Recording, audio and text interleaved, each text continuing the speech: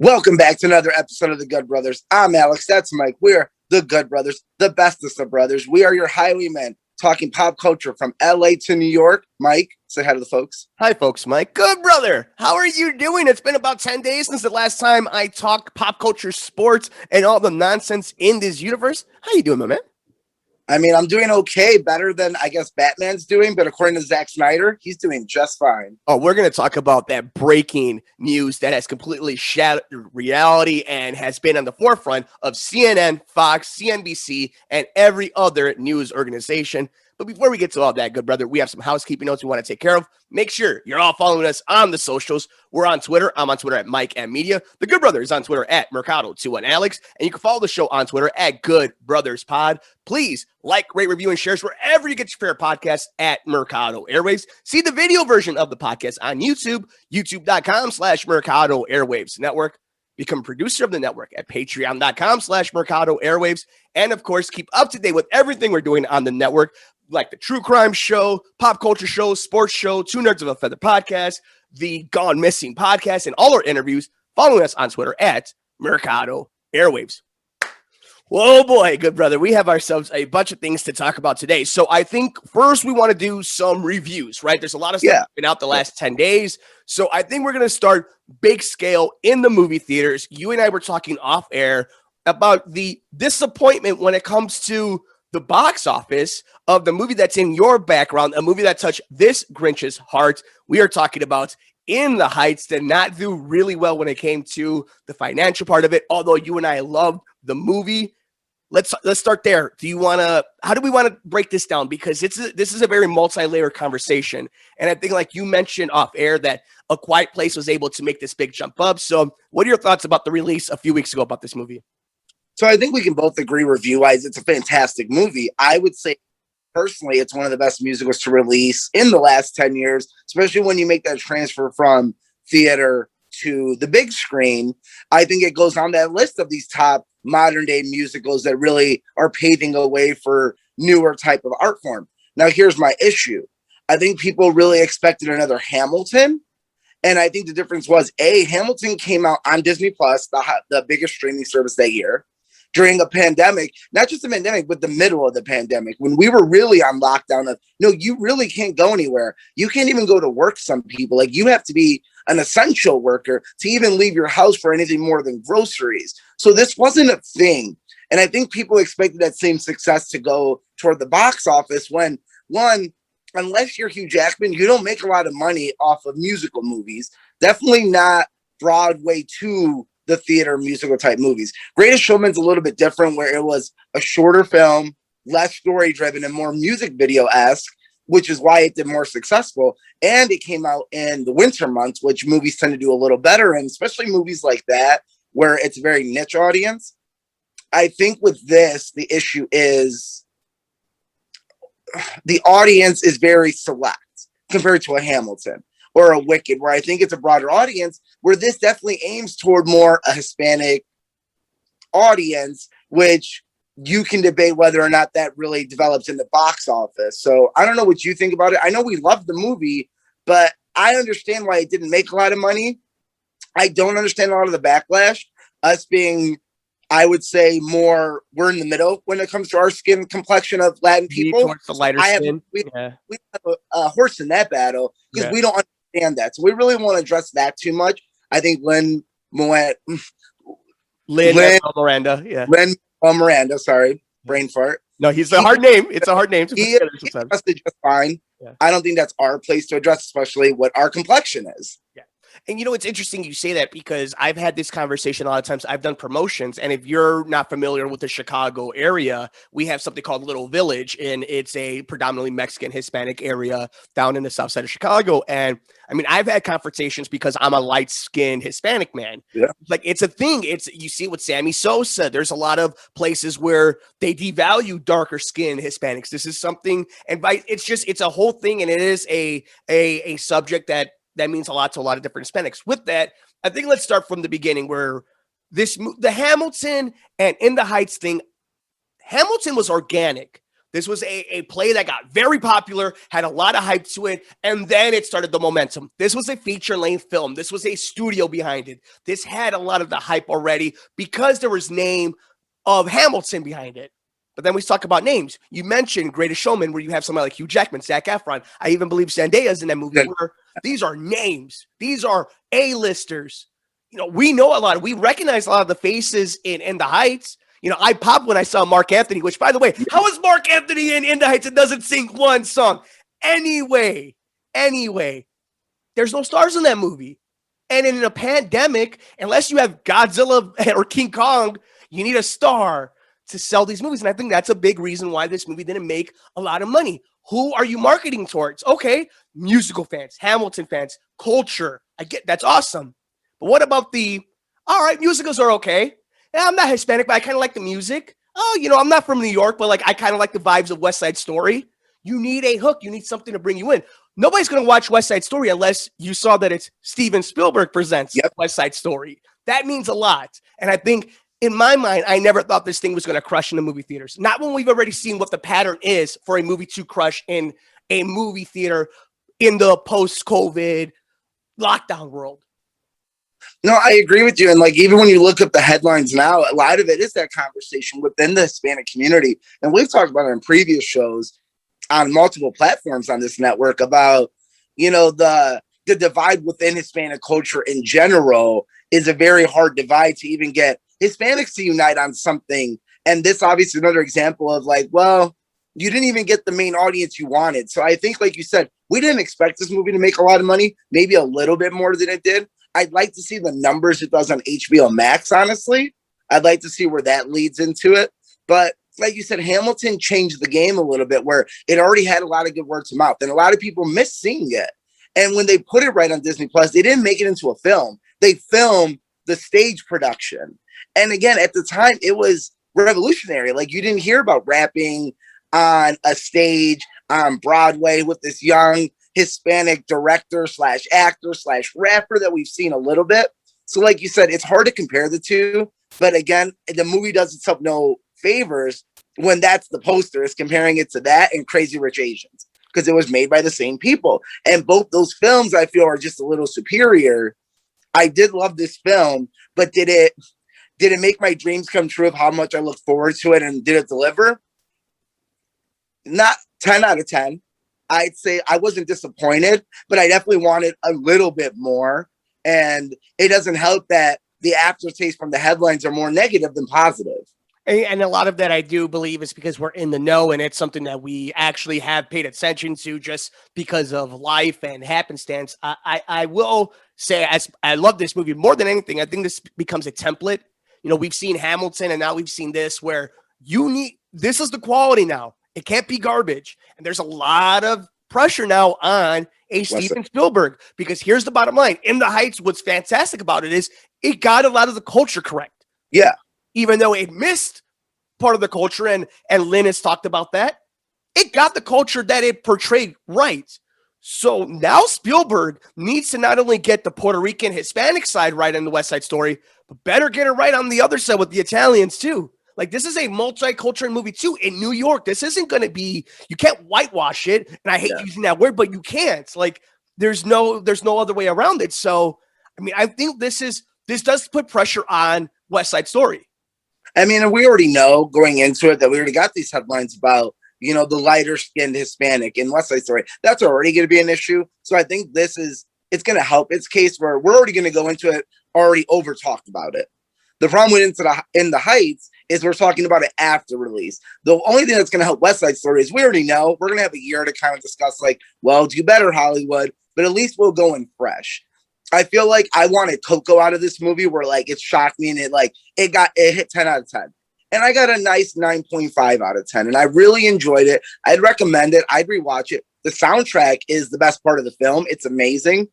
Put that and go nuts. Let's do that. Let's, as we wind this down, because I agree with you. I don't think it's as good as Coco, but I definitely think it's as impactful for the culture as Coco was, especially, you start when they're doing the Carnival song and you start seeing all the banderas, all the different flags, that does hit a certain thing. But I want to talk about our quick favorite song of the movie. You can pick one, however many.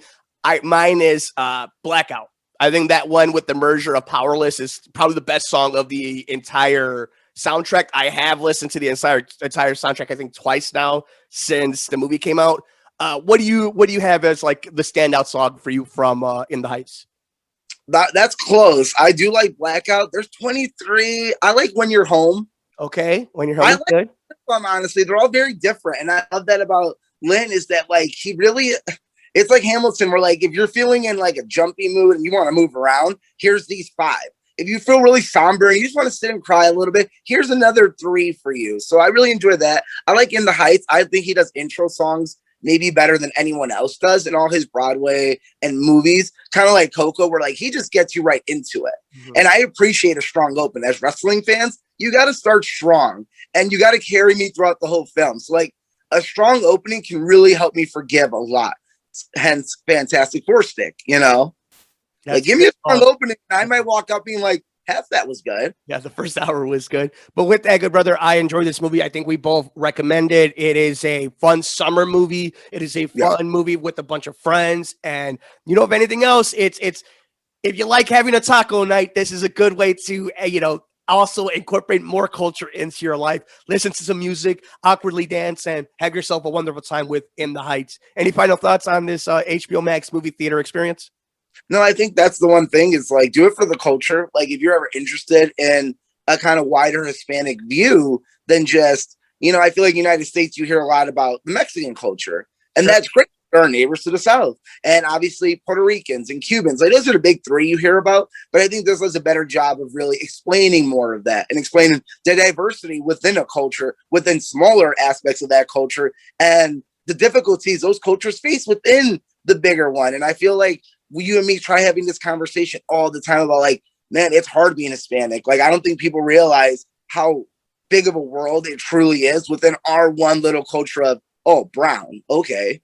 And they do a good job talking about like Home, Jimmy Smith's daughter in this movie, the love interest of Penny. Yeah, man. So he brings up this point though. It's like we do, a lot of us, and I think this is what people who don't know their own culture yet. And I think everybody has a culture, and I think it's important for everybody to find and embrace it in a positive way because you and I, we could go to Puerto Rico and we could touch the sand or the dirt and like that's motherland. We have those things in life. We go to the mountains and deserts of Mexico and touch it, and that's a motherland. Costa Rica, and just go on and on and on. And I think that's what this movie does well, and especially certain points where it's like, yeah, it's important to want to know the motherland and also know that you're building your own motherland, your own roots. And that's what I took the most from Vanessa and Unessa. I forgot how to pronounce his name, but the main protagonist of this movie. Him and Vanessa are fantastic. I love their song in Powerless and Blackout. Like the entire "You Were Shaking Your Ass for the Entire Heights." Like that line in itself is one of the best lines in the movie. But recommend it from the Good Brothers. Check out In the Heights. With that, another thing you're going to have to watch that we're going to recommend, it has taken the MCU by storm, Disney Plus by storm, episode 1, episode 2 of Loki. Let's just talk about the entire series as it's been out right now, these 2 episodes. We haven't actually really tweeted about it yet. We've been really busy these weeks, but I mean, I'll just say it, 2 of the best episodes in the MCU. You and I have been talking about that already, about episode 1. What are your thoughts now that we're 2 episodes in about this new MCU show?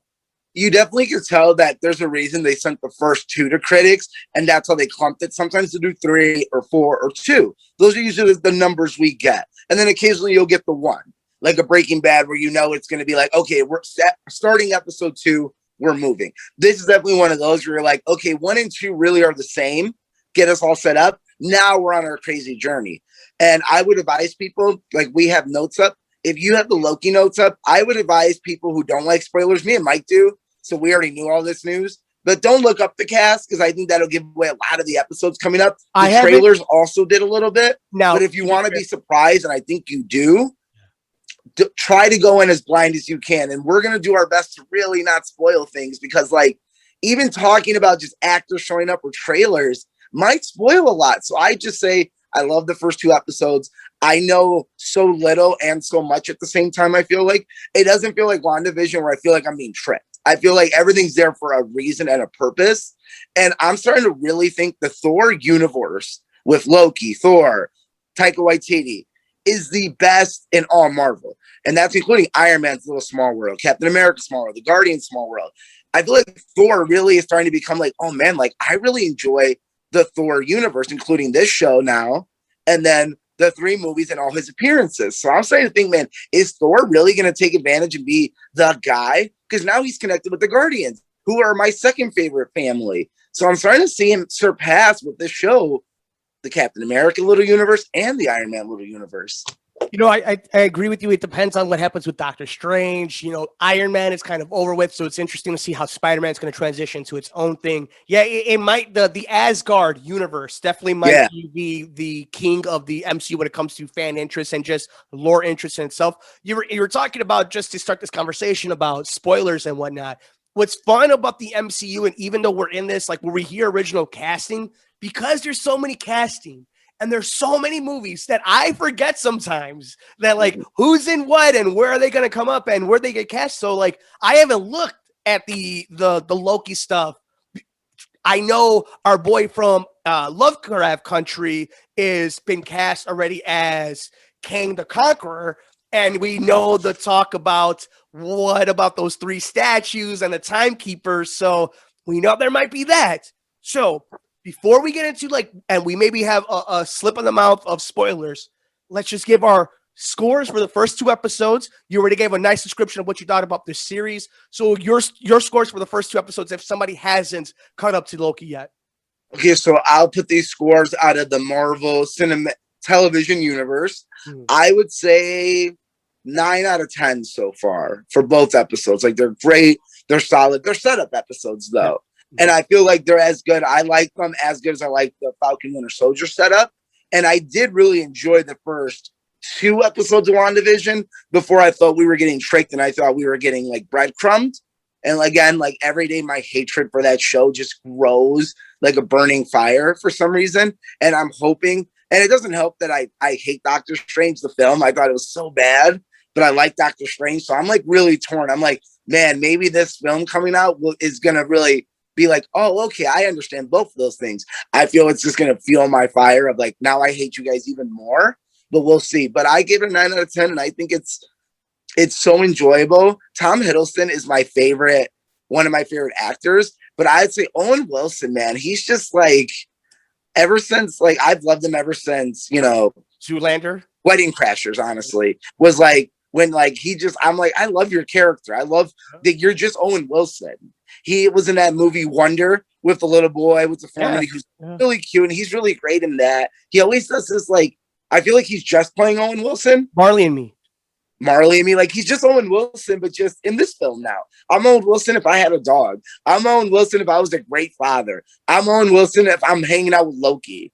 And I love that because Owen Wilson is so charming, I feel like.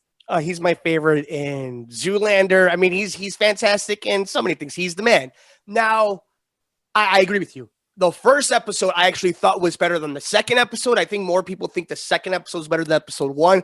I think episode 1 was so good, was so impactful for a first pilot episode, and I have still not gotten over the Infinity Stone thing. So, like, I'm in love with episode 1. What episode 2 did was do a fantastic job of showing us Loki. Like, they really showed us how, you know, the scene where they're at the Renaissance Fair, and you think he's like, oh, he's going to save him. He's like, no, he was tricking them the whole time. And that Owen Wilson got that. With that, we both agree, watch them both. We're going to talk a little spoilers now. Okay, friends? A little spoilers of Loki or theories of Loki. Okay. Do you think Mobius, there's multiple ones?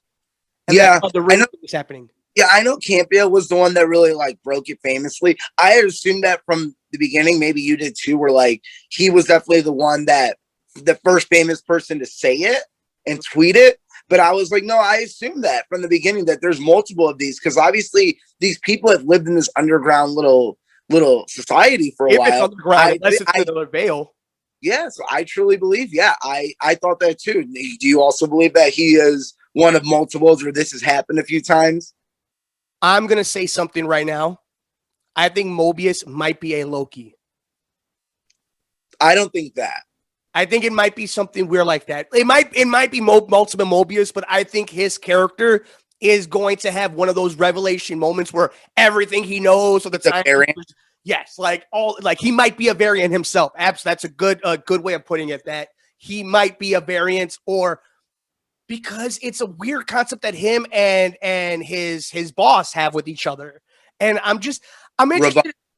Yes, and I'm interested to see how it all plays out. What did you think about the reveal of the female Loki? Lady Loki, Sophia Di Martino. Yeah. She's gorgeous.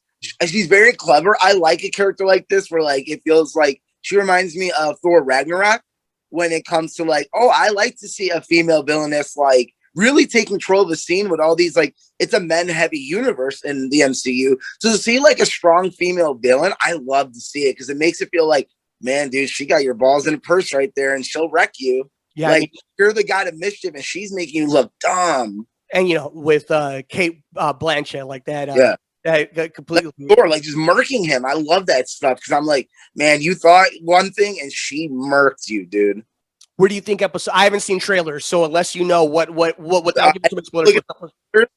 I don't know. Like obviously now we're going through separate parts of. It's almost like Infinity or Endgame, where I feel like we're going through certain like those bombs. If you look up, and I love a good theory, and the dates on them are like important dates for Loki and the MCU. So like New York, sure. I think we're in spoiler talk, correct? Sure. Yeah. So I think one with New York is going to be what if the atomic bomb hit? So when we see the first Avengers, the bomb hits, and I think that's where we're going to get Bruce Banner because he's the only one that would survive that. And then I believe we're going to get Asgard falling. And then, so we're going to get little things like that. We're going to get Black Widow eventually. That's been out there that Scarlett Johansson shows up at one point and Tessa Thomas and Mark Ruffalo. So I'm very curious. I think that's what we're doing. I want to see Vote for Loki. That one, I don't know where that's going to come in when he has the suit on and his henchmen. So that can be interesting. But I do think we're going to go to these disaster moments. And if the disaster happened, and they've shown that because they're going to apocalypse time. We've seen a desolate New York City, Asgard like this. So I think or we've seen Loki as King of Asgard. So I'm assuming at one point, which one of the films did it work out for him in? Did he banish Thor for good? Or was it in part 2 where he remains king in disguise as Odin?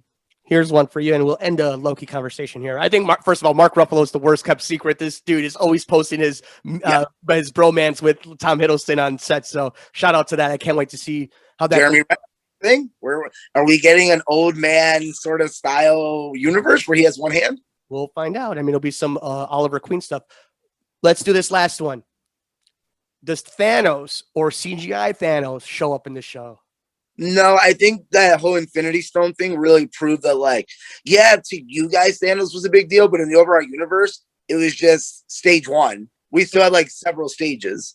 All right, we can talk about this for a few minutes, and then we'll wrap up into some very important news in the DC side of things. Okay, when or if Kang shows up, is he the bad guy moving forward?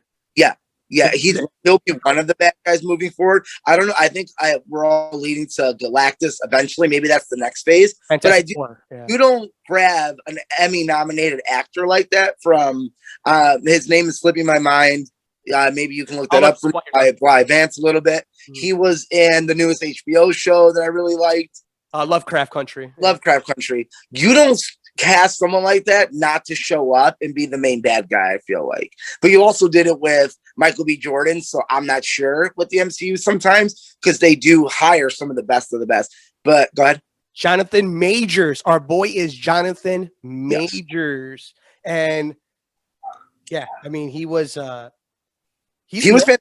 Lovecraft Country. Yeah, I mean, I'm trying to see if there's anything else that we've seen. He's in the Five Bloods. He's the son. Yeah. He's in oh my God. And we forgot. Okay, spoilers again. He's confirmed for Ant-Man and the Wasp in the Quantum. What is it? Quantum? Yeah. Quantumanium? Kang is the son of Reed Richards and Sue Richards. So his character alone, I think, will be the bad guy here because he controls time. And in the comics, he does control the timekeepers. He's the one in charge of the timekeepers. I'm so excited for him, dude. He's such a good actor. So the character is so bad. He'll be the next Thanos, where we'll see him across multiple films, I think, little Easter eggs here and there. And then eventually he connects us to the Fantastic Four. And it's fun too. Like I know that because there's a level of like fun to this. So like we also understand that, Jonathan Majors isn't probably going to have himself an Oscar, dialogue or anything, but this is a good chance for him to have some fun and for him to become mainstream though. So that when he does have his Oscar moment, your mom, their mom, everybody's mom knows who Jonathan Majors is. That was the bad guy. B. Jordan. That's Thanos, but not Thanos. Exactly. So it's good, long run for a lot of these guys, but fun. Watch Loki. Keep an eye on the MCU because there's some good things coming through. Good, brother. We can't be talking MCU and not bring up a little bit of DC. We won't spend a lot of time on it. I've already done my PR statement. I won't be taking any questions. You can check it out on Twitter. Zack Snyder confirmed that WB was wrong. Harley Quinn, the show, of course, stirring up all the trouble like Harley Quinn always does.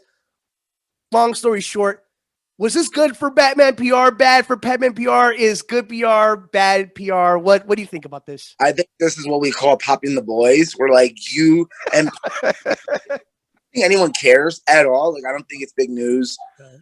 I'm shocked we're talking about it, but like I said, to pop ourselves, I guess we can. Listen, as the professional on this station, apparently, I would say the way you should have said it is, listen, man, that's a little too raunchy for our characters. Not that he doesn't do that. I mean, he's a fictional character. He can do whatever we want him to do, technically. But yes, maybe you should have just said, it's a little too raunchy. Maybe we tone it back a little bit. And then you have people like you and Zack Snyder that just want to burn the world and post things like that. And I'm like, oh, okay, so we're just going to go there and be like, the reactions are way more ratchet than what DC was scared of. So, well, to be fair, to be fair, they did just sell us a sex scene with Batgirl and Batman in The Killing Joke. To be fair, he did go full pickle in a recent comic that I have it right there. I literally have the pickle Batman right there. Yeah. So I just felt like it was unnecessary, and complaining about the outcry was like, well, you caused the outcry. You could have just said, guys, that's too ratchet for even Harley Quinn. And no one would have said anything. No. But the fact that you said this, now people are going out of their way to be gross. And to defend our boy. You defamed our boy. How dare you? Batman defends himself. It's like when you have that little thing that says, can Batman beat Thor? And people are talking smack. I'm like, Batman can beat anyone, guys. He's the smartest man on earth. Yes, he can beat Thor. Yes, he can beat Superman. Yes, he can beat God, I think. Probably. Maybe he is. I don't know. We'll find out. Good brother. Let's move on really fast. We're moving into the sports world as we start wrapping this bad boy down. The Bears. We're going to be talking about this. Actually, for all of you who are listening to the Good Brothers, I will be on WCPT 8:20 a.m. this Sunday. Make sure you're following me all over the socials. I will be a guest again on 60 Minute Sports, a Jerry Ryo show. It's a sports rewind show. It recaps the entire week that was. It's the second time I'm on the show now. First time was a lot of fun talking about NBA playoffs. And I think this time we're going to be talking about this subject. Not for anybody that cares outside of it. Shout out to all of you who are listening to us internationally and nationally. Chicago Bears might be moving out of Chicago. What do you think about that? I think they won't. I think this has been discussion. I think it's to get a counter offer. And I think that's I'll wait for listen for your professionalism because you're in the know. But I feel like it's more meant to get a counter offer, to buy more space downtown, to maybe rebuild downtown. I don't think they want to lose the Chicago aspect of their stadium. I also don't think they realistically want to move to Arlington. I do think it comes down to we need more space. The city needs to give us more space if you want it to stay in the city. As someone who lives more near to Arlington Heights than Chicago, that's pretty cool. I think it's unrealistic at the moment, but a big project like this is unrealistic at the moment to someone like you and me because it's so early. I mean, people were saying the same thing about Raiders moving to Vegas, and now it's here. I think it's one of those where it's so early. But if I had to put money on it, do I think there are? No, I think this is just a move to get more space. I think we're going to see more space given and a new stadium where they're currently located faster than we do see them move. In my opinion, and we've had, like you said, we've had this conversation since Elk Grove was on the table. Yep. I think for the most part, it's always been 80-20. If they were going to stay in Chicago, 20% they move. Right now, I think it's 50-50. I think we're in a business era now where the McCaskies only own the Chicago Bears. Now, to you and I, we would love that. You want to own a professional team. But look around every professional owner. They just don't own their team. Multiple teams, franchises, the corporations. stadium. The Bears don't own the stadium. They share it with the Chicago Park District. Yep. And how crazy is it that in a professional stadium, the smallest professional stadium in the NFL, that on Friday you can have high school football.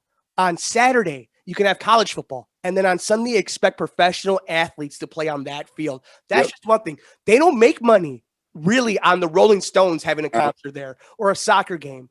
So the fact that they can own their own stadium, I agree with you. It's a ploy to see if they could get more space by McCormick Place, if they could build out the parking lot, essentially if they could build on the lakefront, but just take up a lot of space, and how much of a tax break they'll get.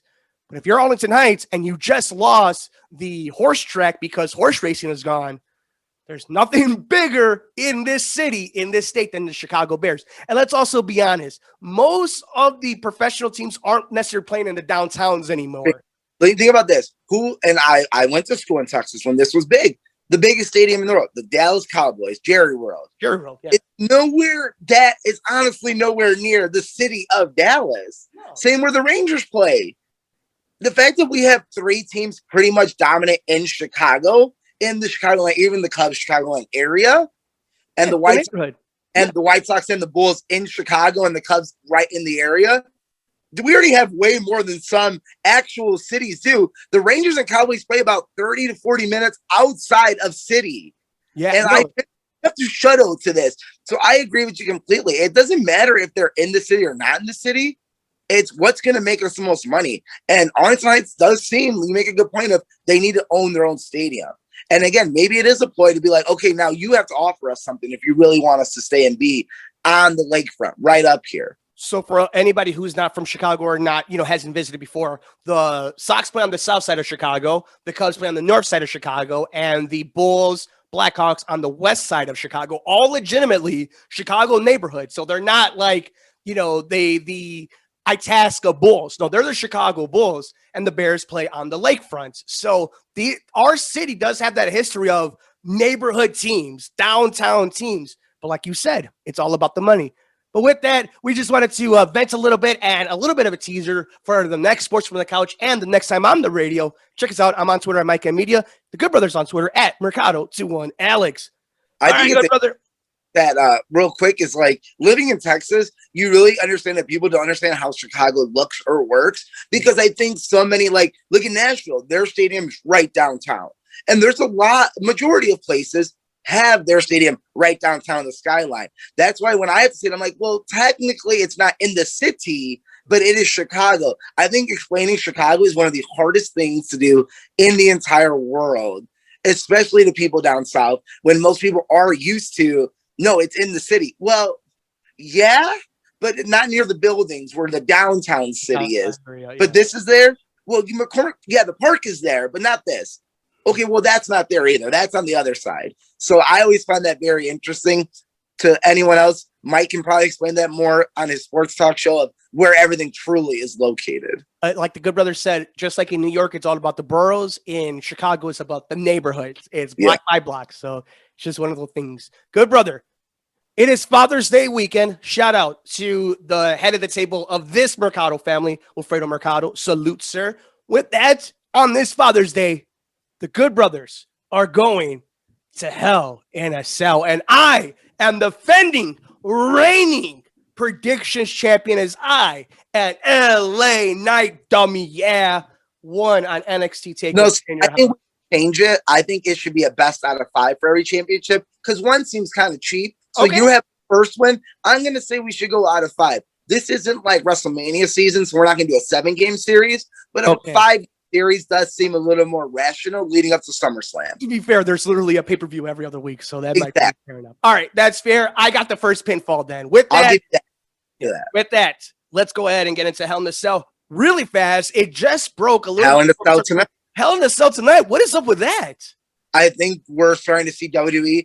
It's almost like they're evil geniuses, and they knew they can put out such a bad product for a while just to start getting hot. Now that we're about to be end of June, beginning of July, we're traveling. They're already announcing, You like some old Joe? He's on NXT. You like this? Friday night, we're doing a Hell in the Cell. We're coming back live audiences. We're going to do King of the Ring most likely. We're going to do Cyber whatever. We're traveling. Like, I'm like, damn, like they're a carnival, man. Like they know how to get us excited again. Dude, And that's like regardless, it's the first Hell in the Cell we've seen on a Friday night SmackDown, or I'm not too sure, but I think ever in the history of a televised Raw or SmackDown, we've never seen a Hell in the Cell. Raw has had a Hell in the Cell, I think, twice. I know for sure Undertaker, Mankind, Kane, and Austin were in a Hell in the Cell on a Monday Night Raw. On a Monday Night Raw, when Raw mattered, when Raw used to matter.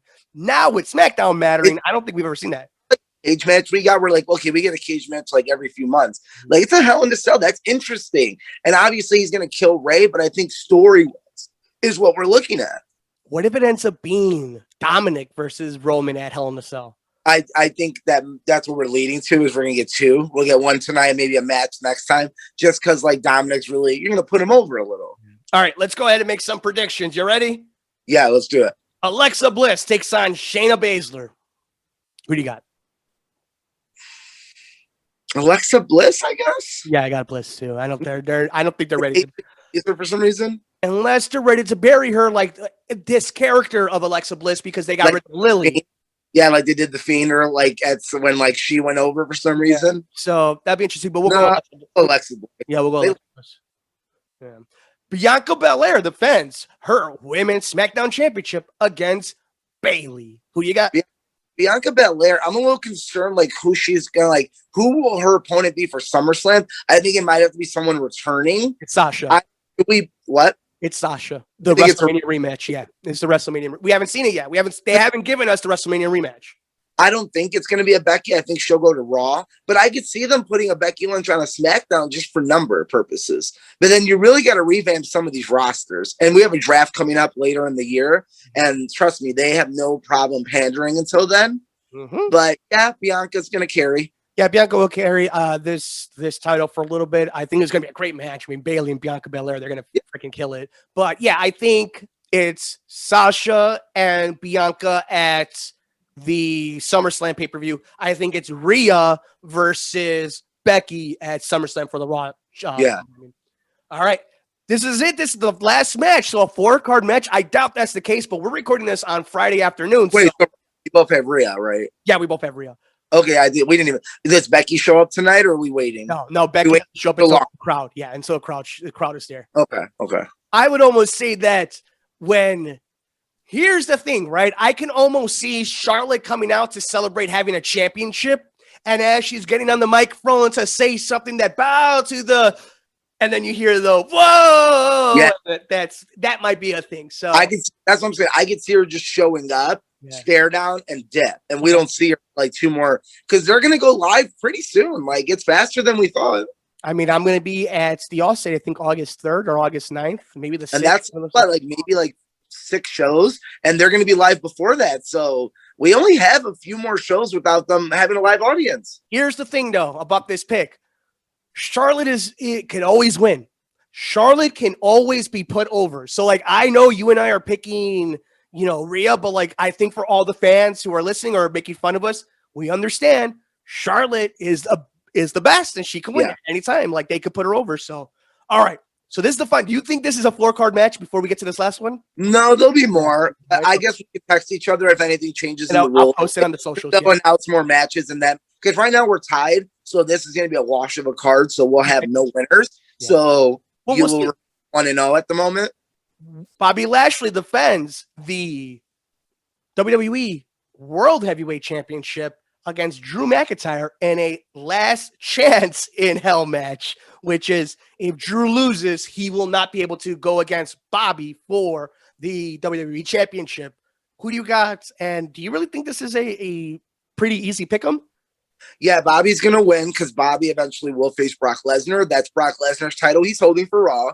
Drew McIntyre will go against Sheamus for the U.S. title, I think, at SummerSlam. And I also think Drew McIntyre is SmackDown bound after the draft. He is the one that is going to beat Roman Reigns, or he is going to be the legitimate one because he's the only one that hasn't gotten beaten cleanly by Roman. He only lost. So I truly believe Drew heads to SmackDown after draft. this is your way to kind of get him out of the title picture. He's going to be the most legitimate competition for Roman Reigns. Yeah, I 100% agree. Bobby Lashley wins this one because it's Bobby versus. And this holds that title for a while. And you're more face heavy on Raw, so you do need a face to take it away from Drew eventually. I think we might see a Sheamus Drew McIntyre US title sort of program going forward to kill sometime till the draft. But I do think eventually it leads to Roman Drew McIntyre going for the SmackDown Championship. Fantasy booking here. So we all agree it's a chalk show. So unless something happens, we'll keep you all posted onto this one. So it looks like I'll be 1-0 at 1-0-1 because we'll call this a tie. Good Brothers 0-1-1 going into the next pay-per-view. So keep your eyes on that one as we get for the first inaugural prediction champions here on the Good Brothers. With that, it's interesting fantasy booking wise. You had a great road to it, so you know how it's going to go towards the SmackDown side. In your opinion, if you can't get The Rock or you can't get to that level of WrestleMania, what if it's Keith Lee that takes the title from Brock? Maybe, but that's a Raw thing. That's for Raw. Yeah, Bobby Lashley wins. Yeah, because he's pushed for the title. And then what do you do, Drew McIntyre? He's the number one guy. You need to put him somewhere. For now, probably feuding with Sheamus, because Sheamus is still holding that title and they had a good program. And then you move him to SmackDown and he'll be because again, but who's going to really be Roman's next? Biggie's the only guy. Not ready. Not ready. I know. I think he's ready. You think he's ready. I don't know if the company has put him in a spot where they think he's ready. It's going to take more time than that. Because Drew McIntyre is ready-made. He shows up, he's already in the title picture. That's true. We got to build that storyline. And obviously, they're kind of running with a program of him and Kevin Owens as a tag team. So I do think we're going to see that for a little longer before they turn Kevin Owens back heel and we get those matches. Yeah, I mean, it's an interesting point. Did we talk about any of the releases? Is there anything that we have missed? I know there's so many wrestling news. No, right? I think we're all good. So with that, Good Brother, enjoy Hell in the Cell. Enjoy Loki episode 3. Enjoy the movies that are coming up this week. I am watching A Quiet Place tonight, so I am excited about that one. Good Brother, any final thoughts? You guys working on anything? Anything you want to tell the people, your people? No, final thoughts. Ladies and gentlemen, thank you so much for joining us on this edition of The Good Brothers. Make sure you're following us all over the universe. I'm on Twitter at Mike M Media, Instagram, Mike Mercado Media. The Good Brother is on Twitter at Mercado21Alex and at Instagram at Mercado2121. Follow the show on Twitter at Good Brothers Pod. Please like, rate, review, and share us wherever you get your favorite podcast at Mercado Airwaves. It really helps the confidence of the Good Brother Alex. He needs every single ounce of that. Like us on Facebook at Mercado Airwaves. See the video version of the podcast on YouTube, youtube.com/Mercado Airwaves Network, patreon.com/Mercado Airwaves. We have a bunch of cool tiers. Alex won't get nude for you, but he'll push the limits as much as he can. That's patreon.com/Mercado Airwaves. For the one, the only, one half of your tag team champions of the world and 2/3 of the trios champions, the one, the only, the Good Brother himself, Alex Mercado. Adios. I'm the Good Brother, Mike Mercado. We will see you next time here on the Good Brothers on the Mercado Airwaves Network.